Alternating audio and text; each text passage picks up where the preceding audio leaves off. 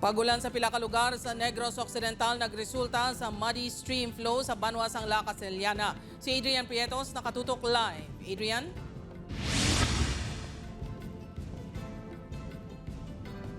Maraming salamat, Jert. Mga kapuso, ginakaalarma karon sa La Castellana LGU sa Negros Occidental ang na-record niya fish kill sa pila ka suba sang banwa tuga sang muddy stream flow nga resulta naman sang liwat nga paglupok sang bulkan Kanlaon. Nagluntad ang muddy stream flow subong adlaw sa banwa sang La Castellana. 3 adlaw matapos naglupok ang mga Kanlaon. Sunod sa Office of Civil Defense na siplatan ang muddy stream flow sa Buhangin River sa bahin sang Barangay Robles. Sa datos ng MDRMO, may 4 ka mga barangay ang apektado. Sunod sa FIVOX, ang pag-ulan-ulan sang nilikdan yung mga inadlaw ang kabangdanan sa muddy stream flow apang kung ipaanggid sa muddy stream flow sang Hudyo mas malabdaw ang subo.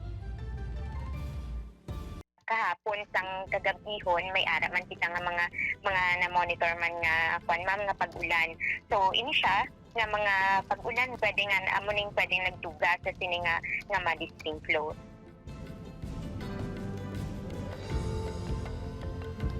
Samtang may nakitaan nga mga isda nga nagkalamatay sa suba suno sa MDRMO, ginabisuhan ng mga residente nga likawan ang pagkuha sang tubig sa suba kag siguraduhon nga pabukalan ang tubig nga gamiton sa panimalay ilabi na ang ilimnon. Ginapaalerto man ang mga nagapuyo lapit sa suba. Madumduman nga 2 ka barangay sa La Castellana, Negros Occidental ang may pinakadako nga halit sa agrikultura sa pinakauli nga paglupok sang bulkan. Malapit 4 ka hektarya sang humayan sa barangay Sag-ang kag Kamandag sa La Castellana ang pinakanahalitan. Ginatutukan sang OCD-NIR ang livelihood training sa mga apektado nga residente.